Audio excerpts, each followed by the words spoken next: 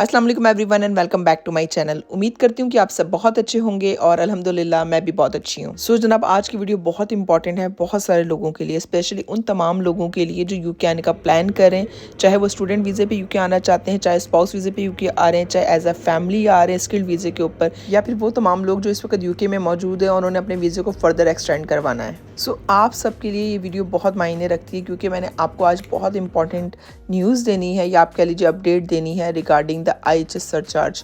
जैसा कि आप सबको पता है कि यूके की गवर्नमेंट ने लास्ट ईयर ही अनाउंस कर दिया था कि IHS के सरचार्ज इंक्रीज़ हो रहे हैं, बस उसकी इम्प्लीमेंटेशन डेट नहीं बताई थी, जो कि अब उन्होंने फाइनली बता दी है। और मैं आपको आज के ब्लॉग में ये भी बताऊंगी कि अगर आप 3 ईयर्स के रूट पे आ रहे हैं या 5 ईयर्स के रूट पे यूके आ रहे हैं तो आपको कितने IHS सरचार्जेस पे करना पड़ेंगे विद 1 किड और विद 2 किड। सो आपको पता हो कि आपके हाथ में कितने पैसे होने चाहिए।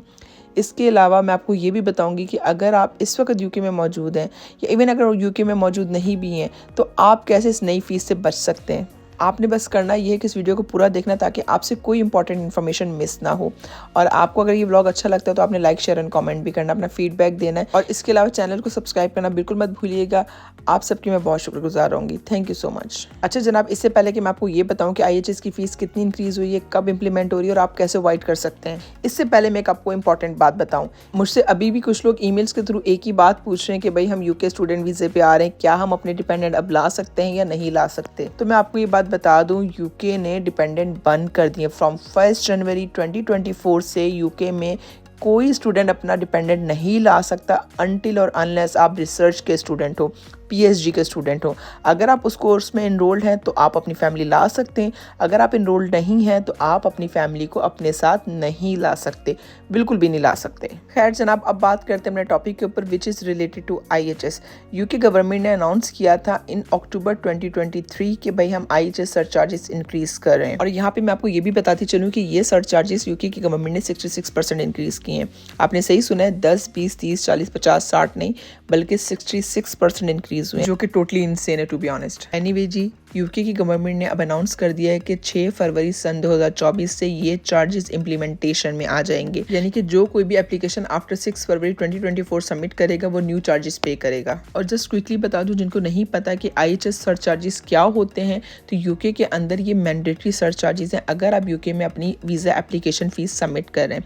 अगर आपका वीज़ा 6 महीने से ज़्यादा का है तो यह आपको पे करना पड़ते हैं सरचार्जेस, इसके बिना आपकी एप्लीकेशन प्रोसेस ही नहीं होती। एंड वंस यू पे द IHS सरचार्जेस, उसके बाद यहाँ पे आप यूके में NHS की सर्विसेज यूज़ कर सकते हैं। अब बात करते हैं अगर आप यूके में एज अ स्टूडेंट आ रहे हैं तो आपको कितना पे करना है, अगर आप 3 साल के लिए यहाँ पे स्किल्ड वीज़ा पे आ रहे हैं तो आपको कितना पे करना है, या अगर आप 5 साल के रूट से आ रहे हैं तो आपको कितना पे करना है। तो यहाँ आप स्टार्ट में देख सकते हैं कि अगर आप करंटली पे करें 624 पाउंड पर ईयर, आपको पे करना पड़ेगा 6 Feb 2024 से 1035 pound. And if your student their dependants youth mobility scheme applicant and children, अगर अभी आप पे करें 470 पाउंड तो आप पे करेंगे 6 Feb से 776 पाउंड। तो अब आप यहाँ अंदाज़ा लगा सकते हैं कि अगर आप यूके में अपने आप को अंडर ग्रेजुएट प्रोग्राम में इनरोल करते हैं तो ये आपको कितना कॉस्टली पड़ने वाला है। मतलब एक साल की IHS फीस है 776 pound into 3 which is 2328 pound. मतलब आपने 8 लाख से भी ऊपर अमाउंट पे करनी है just for IHS fee for 3 years.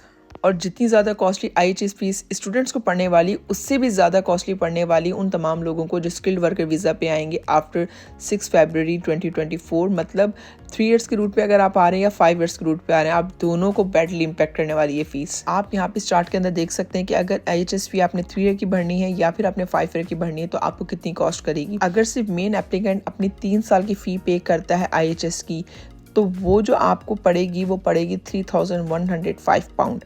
अगर आप 5 ईयर्स के रूट पे आ रहे हैं और आप जस्ट मेन एप्लीकेंट आ रहे हैं तो जस्ट मेन एप्लीकेंट की फ़ी है 5175।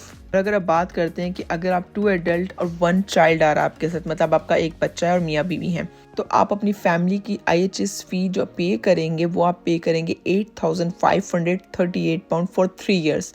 अगर आप पे करते हैं 5 ईयर्स के लिए तो यू विल पे 14,230 पाउंड। मतलब मुझे नहीं लगता कि कोई भी इंसान अपनी जेब से इतना पैसा IHS के लिए पे करना चाहेगा। It's totally unfair amount, totally crazy amount. मतलब टोटल यह बनता है पाकिस्तान रुपीज़ में I think around 50 lakh rupees, 50 lakh रुपया जस्ट IHS की फ़ीस के लिए।